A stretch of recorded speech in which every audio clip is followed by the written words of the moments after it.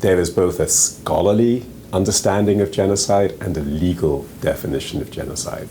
The legal definition originates in the 1948 Genocide Convention, and it is quite restrictive. I think it will be well known to many people because of what's going on in Gaza. The definition has featured in the media, but it acts with the intention to destroy, in whole or in part, an ethnical, national, racial, or religious group.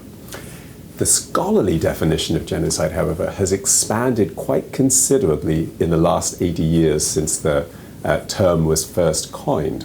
And although there isn't a scholarly consensus on what genocide is, we do know what some of the markers or the hallmarks of genocide are. So we know that it's usually systematic and organized, it's usually large scale, and it usually results in the physical destruction of a group.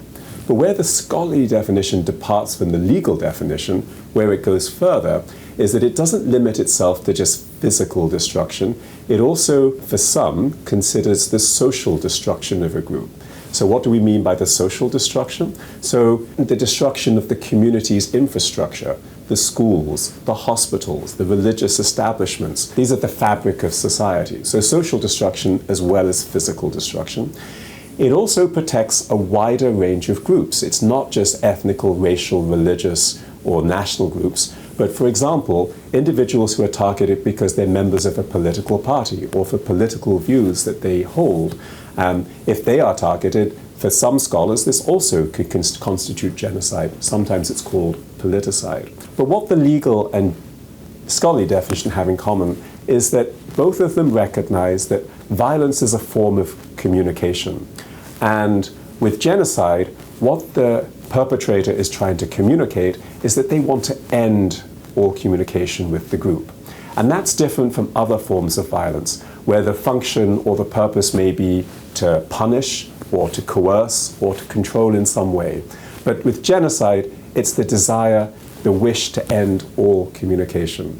But I would just end on this question by saying that the focus on genocide is a distraction, because whether you call it genocide, whether you call it a crime against humanity, whether you call it a war crime, the fact remains that large numbers of people are dying. And that should be the focus of any policy response, such as a responsibility to protect. There are three principal choices that raise a question of whether genocide is being committed.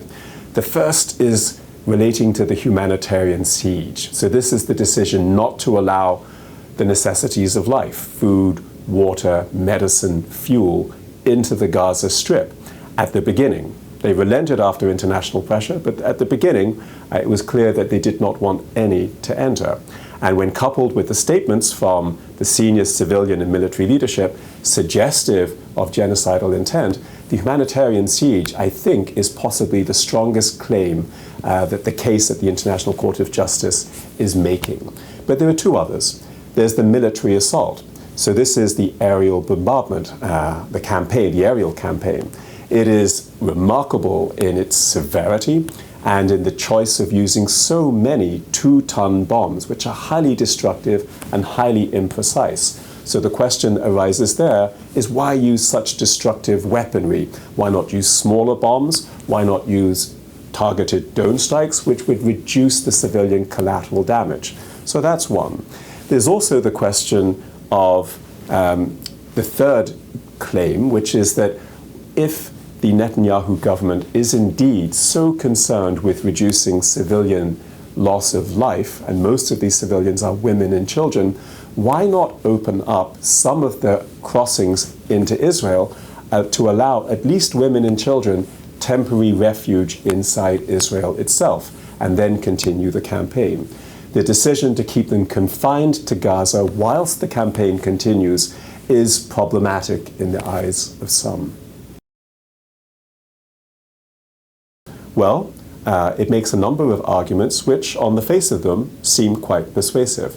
For example, it says it issues evacuation warnings to the civilian population to give them the opportunity to flee.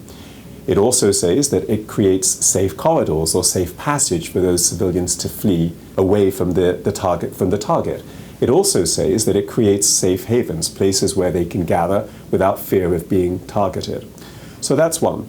They also claim that they have been allowing humanitarian aid in. Having said all of that, all of these counter-arguments can themselves be countered. The fact remains that the death toll, despite the evacuation warnings, despite the safe passages, despite the safe havens, the death toll continues to mount. And at the time that this interview is being conducted, we're approaching, according to the Gaza Ministry of Health, close to 30,000 civilian dead. So it seems that if these are intended to reduce civilian casualties, they are not working, and they would be aware, the Netanyahu government would be aware that it's not working, and it does raise the question of why they're not trying something else. As to the humanitarian aid, the UN has been very clear that the IDF has slowed down the inflow of humanitarian aid into Gaza, claiming that it does not want that aid to be used by Hamas. There is a real question here as to whether that is indeed the real aim, or whether in fact this obstruction of the inflow of aid has another purpose. But clearly the UN has been saying for some time now that it's not just starvation that Gazans are facing, but possibly an imminent risk of famine. Well, one obvious difference is that the mode of destruction can be very different across cases of genocide. If we think of the Holocaust, for example, we would think of gas chambers and we would think of concentration camps. If we think of Srebrenica in Bosnia-Herzegovina, this is the case of the mass shooting of civilians in a refugee camp. If we think of Darfur, well, these are armed militia groups that are targeting villages and destroying them, scorching them to the ground. If we think of Rwanda, we think of ordinary Rwandans, farmers who carry traditional implements like machetes and killing people by hacking them to death. In Gaza, we're looking at largely destruction as a result of aerial bombardment and the use of modern weaponry. So very clearly, the mode of destruction differs. The result is still the same, but the means through which they're doing it differs. But what they all have in common is that the perpetrator in each case claims that they have justifiable grounds for taking the action. They always invoke security, and that the action that they are taking is in self-defense, and that they are themselves the victims, and that this response is self-protection. So that is what they have in common, the claim to a right to security. It is an advisory opinion. We expect it to come out before the end of the year, but it is non-binding. Having said that, even though it's non-binding, it is the World Court, and so its opinions have significant moral and legal persuasive value.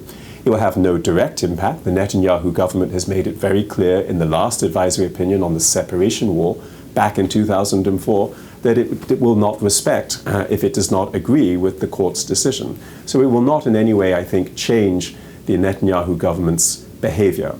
But what it may do, and may in fact be likely to do, is to change the behavior of third-party states, especially those states which believe and openly state that they support the international rule of law. And this will be particularly important for the Netanyahu's three strongest supporters, the United States, the United Kingdom, and Germany. It will be very difficult for them to continue to provide material, political, and diplomatic support to Netanyahu's government after the International Court of Justice has ruled, and if it does find that in fact the occupation is illegal. What this does, it will change the calculus. It will change the way that foreign policy is formulated. It may also have impact on domestic politics and electoral success. The Labour Party here in the United Kingdom is increasingly divided over this question of a ceasefire, calling for a ceasefire in Gaza. President Biden in the United States is losing electoral support, and it may cost him potentially the next general presidential election. So it's through these ways that the future may be affected.